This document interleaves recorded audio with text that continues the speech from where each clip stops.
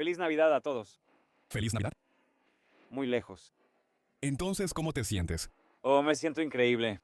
Quiero decir, estoy muy débil, pero me siento increíble. Pero básicamente fue por mucho el peor mes de mi vida. Hizo que el mundo bailara con Faith, demandó a su propia disquera en el apogeo de su fama, y una vez convirtió un arresto en un baño público en un éxito mundial. George Michael no era solo un ícono del pop, era una contradicción andante, audaz y reservado, roto y brillante, envuelto en escándalos y adorado.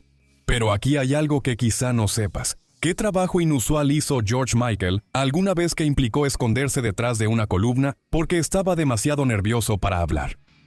Deja tu respuesta en los comentarios y revelaremos la respuesta un poco más adelante en el video.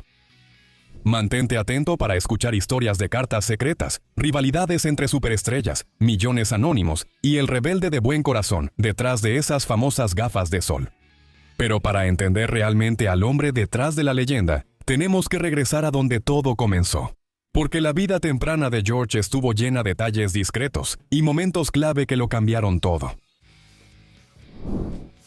La lesión en la cabeza que dio origen a una leyenda.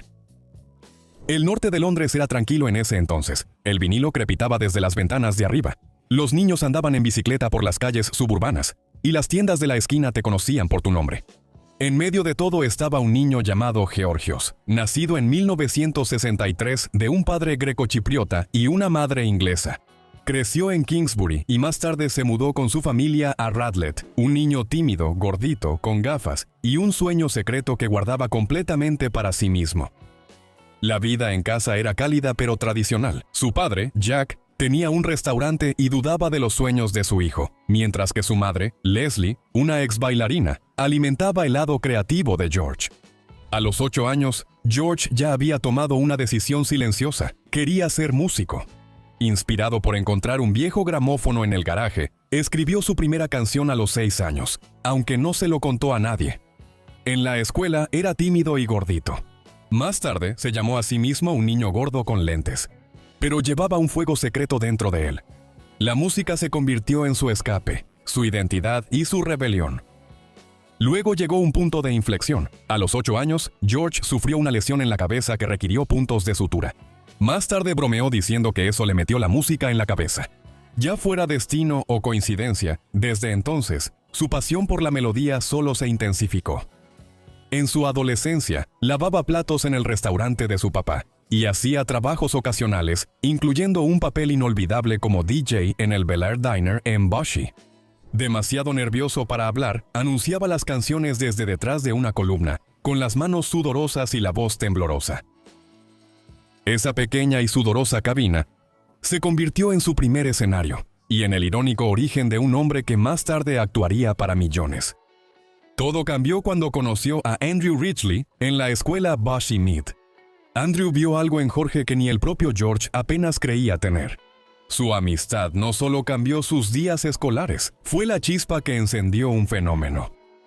Aún así, los sueños del patio de la escuela y los gramófonos en el garaje eran solo el comienzo. La verdadera tormenta aún no había llegado, y cuando lo hizo, sacudió la música pop hasta sus cimientos. El ascenso, la demanda y la chaqueta de cuero. A principios de los años 80, George Michael ya no era el chico tímido que se escondía detrás de una columna en la cafetería. Ahora estaba subiendo a los escenarios más grandes del pop. Wham explotó con una confianza colorida y ganchos irresistibles, pero fue la voz de George, su composición y su profundidad latente, lo que impulsó silenciosamente el ascenso del dúo. Detrás de los videos llamativos y el encanto descarado, él ya sentía la necesidad de decir más. Ser más. Cuando Faith salió en 1987, lo catapultó de ídolo pop a ícono global. La chaqueta de cuero, la barba de varios días, la actitud, todo gritaba confianza. Pero por dentro, George ya estaba luchando. Los reflectores lo emocionaba y lo asfixiaba por igual. Estaba miserable, confesó después, y no quiero volver a sentirme así. La máquina de éxitos que construyó empezaba a sentirse como una trampa. Así que, en un movimiento que nadie vio venir, George se apartó de su propia imagen. Para Listen Without Prejudice, Volume 1, en 1990, se negó a aparecer en videos musicales o incluso en la portada del álbum. No era rebeldía por rebeldía. Se trataba de recuperar su voz, su alma, de una industria que valoraba más la comercialización que el significado. La disquera se negó, la promoción se detuvo. George respondió lanzando la gira Cover to Cover, cantando canciones de Stevie Wonder y Elton John, en lugar de promocionar sus propios éxitos. A los fans les encantó. A Sony no le gustó. Lo que siguió fue una de las disputas legales más dramáticas del pop. En 1992, George demandó a Sony, llamándose a sí mismo un esclavo profesional. Perdió, pero la pelea causó revuelo y consolidó su legado como un artista que puso la integridad por encima de la conveniencia. Sin embargo, incluso cuando surgió la controversia, George encontró la manera de mantener la dignidad. Después de que un arresto en un baño público en 1998 lo obligó a salir del closet, convirtió el escándalo en un himno atrevido, Outside, completo con bolas de disco y uniformes de policía. Se rió, bailó y demostró que ningún tabloide podía definirlo. Sin embargo, lo que sucedía fuera del escenario, los rituales tranquilos, los gestos secretos, las alegrías ocultas, revelaban a un George completamente diferente al que el mundo creía conocer. El papá perruno detrás de las gafas de sol lejos de los flashes y la lucha por la libertad artística, George Michael, se transformaba en alguien mucho más tierno. Era un papá perruno devoto y se refería a sus queridas labradoras, Maggie y Abby, como mis niñas. Un momento detrás de cámaras capturado en un documental de 1999 mostró a George visitando un refugio de animales y enamorándose al instante de un pequeño cachorro Shih Tzu desaliñado, cubriéndolo de besos como un hombre que había encontrado la paz en el tipo de amor más sencillo. Fue un vistazo al verdadero George, cariñoso, con los pies en la tierra y alegremente poco convencional. Esto no eran trucos de relaciones públicas. En privado, el amor de George por los animales era tan constante como su talento musical. A pesar de toda la fanfarronería de Faith, su verdadera fe parecía estar en la ternura cotidiana, especialmente en la que no necesitaba aplausos. Privacidad, fiestas y letras a medianoche. La relación de George con la fama siempre fue complicada. Como se mencionó antes, él ansiaba la soledad tanto como ansiaba la conexión. Mientras el público veía entrevistas glamurosas y luces de estadio, él encontraba consuelo en rituales tranquilos. Le encantaba cocinar para sus amigos, comida mediterránea reconfortante, siempre cerca de sus raíces grecochipriotas, y a menudo se retiraba a su casa de campo en Goring-on-Thames solo para respirar. Sus composiciones solían surgir tarde en la noche, cuando el mundo estaba en silencio.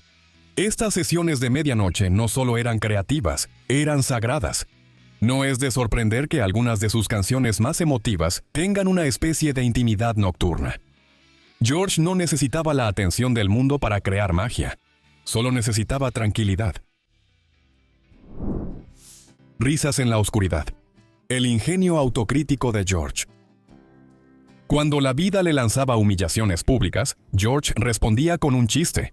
Después de su arresto en 1998 en Beverly Hills, sí, ese momento, George lanzó Outside, una canción disco extravagante y descarada que se burlaba de toda la situación con sirenas, uniformes y bolas de espejos.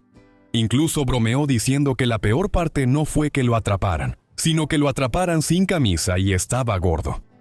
Ese humor descarado no fue algo aislado. En 2007, hizo un cameo brillantemente autocrítico en Extras, recostado en una banca del parque con un kebab, interpretando una versión de sí mismo que recorría Hampstead Heath en busca de aventuras.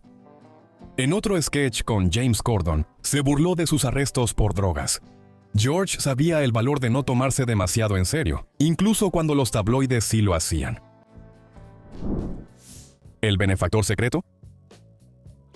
Detrás del sarcasmo y la fama, había un hombre que transformaba vidas en silencio. George Michael no solo donaba, lo hacía en silencio. Donó todas las regalías de Jesus to a Child a la organización benéfica de ayuda para niños. Childline, una canción escrita para Anselmo Falepa, su primer amor, como exploraremos más a fondo más adelante. También entregó todas las ganancias de Don't Let the Sun Go Down on Me a organizaciones benéficas para el VIH-Sida y para niños. Se movieron millones, pero en ese momento ningún titular lo anunció. Y eso no fue todo. George una vez le dio una propina de 5,000 libras a una estudiante de enfermería para ayudarla a pagar sus deudas. En otra ocasión, escuchó a una mujer en el programa Trato o no trato, hablando sobre su necesidad de un tratamiento de Phoebe Weiss, y él le envió anónimamente 15,000 libras. Incluso se ofrecía como voluntario de forma anónima en un refugio para personas sin hogar cada Navidad, lavando platos, sirviendo comidas y pidiéndoles a sus compañeros de trabajo que no les dijeran a los huéspedes quién era él. Estas no eran acciones de relaciones públicas. Eran actos profundamente personales de compasión de un hombre que sabía lo que significaba sufrir en privado. El hombre, no el mito. Lo que llama la atención del estilo de vida de George no es la riqueza, sino lo que hizo sin ostentarla. A él no le importaban los yates ni las alfombras rojas. Sus momentos favoritos eran las comidas con amigos, abrazar a sus perros o sorprender a desconocidos con actos de bondad. El mismo hombre que demandó a una disquera y agotó las entradas de sus giras volvía a casa y cocinaba tranquilamente la cena o escribía letras solo en su jardín. Vivía con contradicciones. Dios del pop y alma reservada, bromista y de luto, ermitaño y rebelde, y de alguna manera, todos esos lados tenían perfecto sentido juntos. Sin embargo, detrás de las risas y las sesiones de cocina nocturnas, había un hombre cuyas historias más profundas estaban escritas en las relaciones que construyó y en las que perdió. El que sobraba y construyó una familia. Desde romances vertiginosos hasta amistades de toda la vida, las relaciones de George Michael estaban llenas de emoción, complejidad y momentos que moldearon su alma y sus canciones. Anselmo Felepa fue su primer gran amor, un diseñador brasileño que conoció en 1991. Su relación fue breve pero sísmica. Cuando Anselmo murió de una enfermedad relacionada con el SIDA solo 2 años después, George quedó devastado. Como se mencionó antes, el dolor inspiró Jesus to a Child, un homenaje conmovedor, y en privado fue el momento en que salió del closet con sus padres. No en persona, sino a través de una carta sentida escrita el día después de la muerte de Anselmo. Sus padres respondieron no con sorpresa, sino con amor. Estaban más preocupados por la pérdida que había sufrido que por la revelación. Fue agridulce. El duelo llevó a la honestidad, y la honestidad llevó a la sanación. Después llegó Kenny Goss, su pareja durante más de una década. Su relación fue alegre en ocasiones y tensa en otras, marcada por luchas contra las adicciones y la distancia emocional.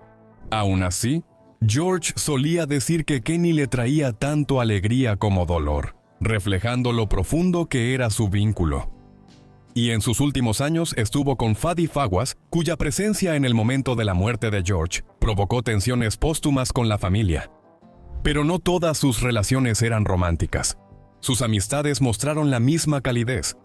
Cuando Gary Halliwell dejó a las Spice Girls en 1998, fue George quien la llevó a Saint-Tropez para esconderla del caos. Lo que se suponía que sería un fin de semana, se convirtió en un verano de sanación. Luego está la historia de Shirley Holloman. George literalmente fue el chaperón en su primera cita con Martin Kemp.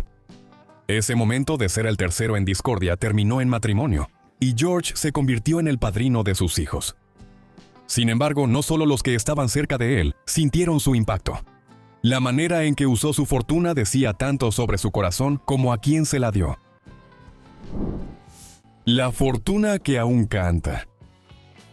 El patrimonio neto de George Michael, al momento de su fallecimiento en 2016, se estimaba en 200 millones. Su riqueza provenía de una prolífica carrera musical, incluyendo más de 120 millones de discos vendidos en todo el mundo. Y su álbum debut como solista, Faith, vendió por sí solo más de 25 millones de copias. Su patrimonio sigue generando ingresos sustanciales, con informes que indican que su empresa Nobis Hobbies Holding Limited ganó más de 30 millones de libras en los últimos 2 años. Cabe destacar que 3.5 millones de libras provinieron de regalías de Last Christmas, que encabezó las listas del Reino Unido en 2023, y se obtuvieron 91.559 libras del documental de Netflix, que celebró el 40º aniversario de Wham! 993. A pesar de este éxito financiero, Ha habido preocupaciones respecto a la administración de su patrimonio. Después de su muerte, George dejó su fortuna de 97.6 millones de libras principalmente a sus hermanas Iota y Melanie Panayotou. Tras la muerte de Melanie en 2019, surgieron preguntas sobre el paradero de una parte significativa de la herencia, ya que según se informa, su testamento solo contabilizaba 6.2 millones. Sin embargo, más allá de los números, la verdadera esencia del legado de George Michael se refleja en cómo eligió vivir y dar. Los hogares que guardaron su alma.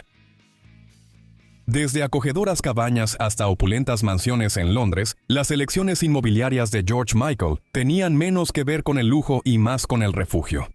Su propiedad más personal era Mill Cottage en Goring-on-Thames, un refugio junto al río del siglo XVI, donde pasaba los fines de semana y las navidades, a menudo con amigos cercanos o tranquilamente solo. Fue aquí donde George falleció el día de Navidad de 2016, un final profundamente simbólico en el mismo lugar que él llamaba su santuario. La casa de la alberca, que mostró con orgullo a Oprah en 2004, ahora está disponible en Airbnb, ofreciendo a los fanáticos la oportunidad de literalmente entrar en su mundo. Luego estaba su base en Londres, 5 The Grove en Highgate, comprada en 2002 por 7.65 millones de libras. La casa adosada catalogada como de grado 2 reflejaba el encanto del viejo mundo y privacidad detrás de altos muros de ladrillo. Después de su fallecimiento, la propiedad cayó en el abandono, pero su hermana Yoda supervisó más tarde renovaciones controvertidas, lo que provocó protestas en el vecindario por los árboles patrimoniales y las mejoras de seguridad propuestas. Para los habitantes locales, marcó un cambio conmovedor respecto al George que conocían, el hombre que alguna vez financió la feria navideña local y hacía trabajo voluntario de forma anónima en refugios, a alguien más distante y reservado. Al otro lado del Atlántico, su refugio californiano en Santa Bárbara era pura indulgencia arquitectónica. 5.7 acres de serenidad en un acantilado, con terrazas que rodeaban la casa y un diseño inspirado en Frank Lloyd Wright. Sirvió como un refugio creativo durante la creación de Listen Without Prejudice y Older, ofreciendo aislamiento cuando la fama se volvió demasiado abrumadora. Aún así, la relación de George con sus casas reflejaba más que solo su gusto. Eran un espejo de su viaje de estrella del pop a LMA reservada, de espectáculo a santuario. Cada pared guardaba una historia y cada refugio le daba espacio para ser él mismo. Sin embargo, a pesar de toda su tranquilidad en casa, cuando se trataba de su elección de vehículos, el estilo de George cambiaba de marcha, a menudo con estilo, a veces con consecuencias. Los autos, los choques y el estilo extravagante. Los vehículos de George Michael eran una extensión de su personalidad, elegantes, un poco rebeldes y siempre con una historia detrás. Él tenía debilidad por los autos de lujo, comenzando con su amado Mercedes SLR 107 en 1985. Le gustaba tanto que compró varias versiones a lo largo de los años, e incluso le regaló uno a Jerry Halliwell. Su colección también incluía un Ferrari 599 GTB Fiorano y un Bentley Continental GT, prueba de que apreciaba tanto la velocidad como el estilo. A pesar del lujo, George a menudo prefería ir con chofer en un BMW Serie 7, una señal discreta de su preferencia por la comodidad sobre el espectáculo en sus últimos años. Luego estaba la Range Rover HSE, registrada bajo su nombre de nacimiento, parte de una vida vivida mitad en público, mitad en las sombras. También coqueteó con la cultura motociclista, luciendo de forma memorable una chaqueta de cuero de BSA en el video de Faith. Aunque no está claro si tenía una, la imagen perduró. George como el rockero genial y seguro de sí mismo, apoyándose en el misticismo de una Triumph Bonneville. Se trataba más de la vibra que del vehículo, clásica, cruda y profundamente británica. Cuando recorría el mundo, George viajaba con estilo. Jets privados lo llevaban entre continentes, especialmente durante su enorme gira 25 Live. También hubo avistamientos de él, disfrutando excursiones en yate, aunque nunca presumió ser dueño de uno. Estas raras apariciones de él en el mar tenían más que ver con la paz que con el prestigio. Luego vino el lado más dramático de su historial de vehículos, como el infame incidente en la autopista M1 en 2013, donde Jorge cayó de una Range Rover en movimiento y tuvo que ser trasladado en helicóptero al hospital. Fue surrealista, serio y muy Jorge. Un roce con el desastre envuelto en misterio y frenesí mediático. Se recuperó, por supuesto, tanto físicamente como con su humor habitual, y también emocionalmente. Sin embargo, el capítulo final de la historia de Jorge no está escrito en asientos de cuero ni en motores rugientes. Está en lo que permanece hoy, su música, su recuerdo y en cómo el mundo sigue honrándolo. El legado que aún escribe su coro. Aunque George Michael falleció el día de Navidad de 2016, su presencia no se ha desvanecido, ha evolucionado. En los últimos años, su música ha experimentado un gran resurgimiento. Por fin, Last Christmas alcanzó el número 1 en Navidad en el Reino Unido, tanto en 2023 como en 2024, casi 4 décadas después de su lanzamiento. Su patrimonio sigue generando millones, incluyendo 3.5 millones de libras en regalías e incluso ganancias de un documental de Netflix sobre Wham. El documental de Netflix y las giras tributo como La vida y música de George Michael siguen llenando recintos, y en 2023 fue incluido póstumamente en el Salón de la Fama del Rock and Roll, un honor que ya se le debía desde hace mucho tiempo. Sin embargo, detrás de cámaras, la administración de su patrimonio ha generado un drama silencioso, con preguntas sobre fortunas desaparecidas y herencias disputadas que resuenan en la prensa. Aún así, su verdadero legado no está en las listas de éxitos ni en las controversias.